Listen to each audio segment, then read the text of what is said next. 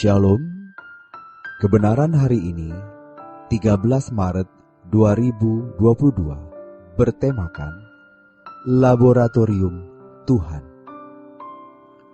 Kalau kita mengatakan bahwa Allah tidak berubah dan kita percaya Allah yang ditulis Alkitab, baik dalam perjanjian lama maupun perjanjian baru, adalah Allah yang sama, Allah yang tidak berubah, maka mestinya kita juga dapat mengalami apa yang dialami oleh tokoh-tokoh iman perjanjian lama. Mungkin kasusnya tidak sama persis, tetapi esensi dari kasus itu sama. Esensinya sama.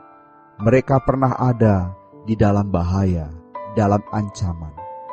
Kita juga bisa dalam keadaan bahaya dan ancaman. Mereka bisa mengalami pertolongan Tuhan dalam keadaan kritis dan krisis. Kita mestinya juga mengalaminya. Mempercayai Allah dalam pikiran itu sangat mudah membicarakan mengenai Allah dengan perkataan dan dalam tulisan. Juga sangat mudah membuat rumusan, definisi mengenai Allah dan tindakan-tindakannya. Dalam ucapan lisan dan tulisan itu mudah, tetapi untuk mengalami sungguh-sungguh Allah yang ditulis di dalam Alkitab bukan sesuatu yang mudah. Karenanya jangan tergoda, terpancing bicara, menulis apapun yang sia-sia semata.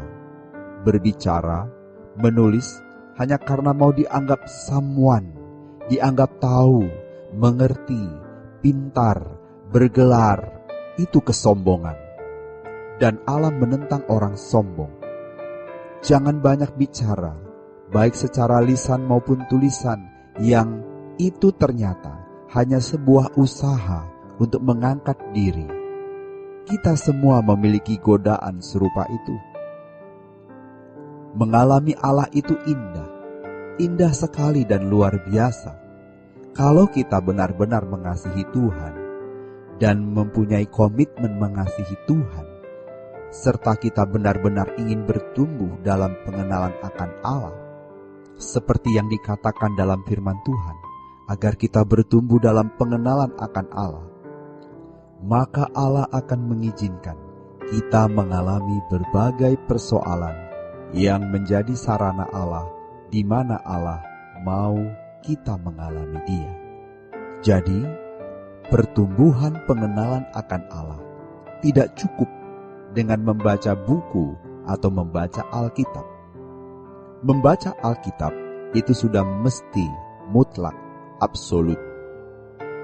Tetapi lebih dari sekedar membaca, yang kita baca dalam Alkitab harus kita alami. Memang tidak semua pengalaman yang dialami tokoh-tokoh iman di dalam Alkitab kita alami. Tetapi pasti ada pengalaman hidup kita yang mirip atau bersentuhan dengan mereka. Dan bagi kita yang benar-benar mengasihi Allah, kita harus bertumbuh dalam pengenalan akan Dia. Tuhan menyediakan ruangan untuk itu. Tuhan menyediakan laboratoriumnya. Laboratoriumnya adalah pengalaman-pengalaman hidup yang kita alami dalam hidup kita. Jadi kalau kita mau bertumbuh dalam pengenalan akan Allah, bersiaplah untuk dimasukkan ke dalam laboratorium Tuhan, yaitu pengalaman-pengalaman hidup. Kalau kita mau mengikut jejak Tuhan Yesus dan mau menjadi seperti Yesus, tidak bisa tidak, kita harus mengalami apa yang juga dialami oleh Tuhan Yesus.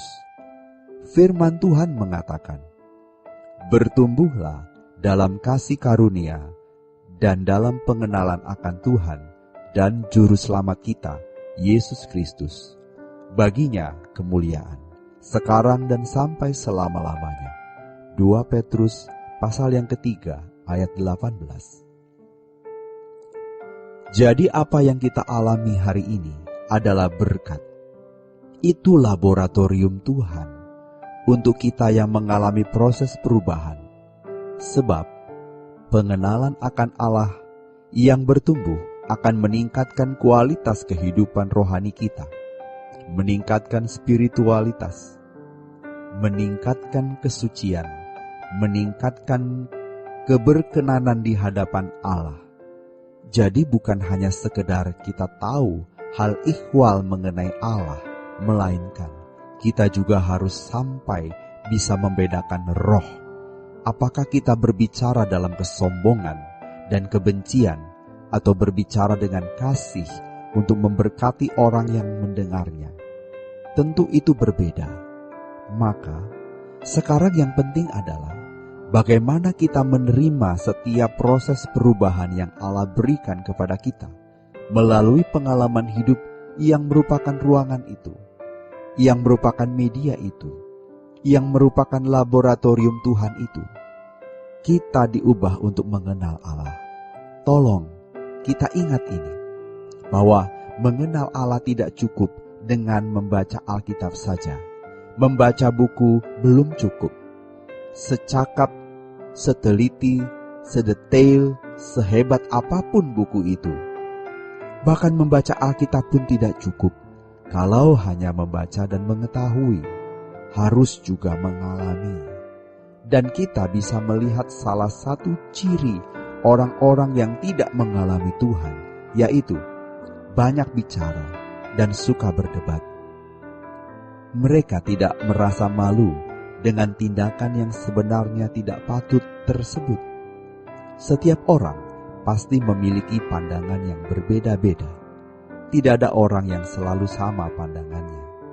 Dan kalau pandangan orang itu berbeda, berarti itu bisa melengkapi atau itu bisa bertentangan. Bukan masalah. Jangan karena berpendidikan tinggi berarti selalu benar. Ingat, pendidikan teologi bukan tidak penting, tetapi bukan segalanya. Pendidikan teologi dan manusia bukanlah jaminan seseorang mengenal Allah. Banyak orang tidak melewati tahun-tahun umur hidupnya tidak dalam pengenalan yang benar akan Allah. Demikian renungan hari ini. Tuhan Yesus memberkati. Sola Gracia.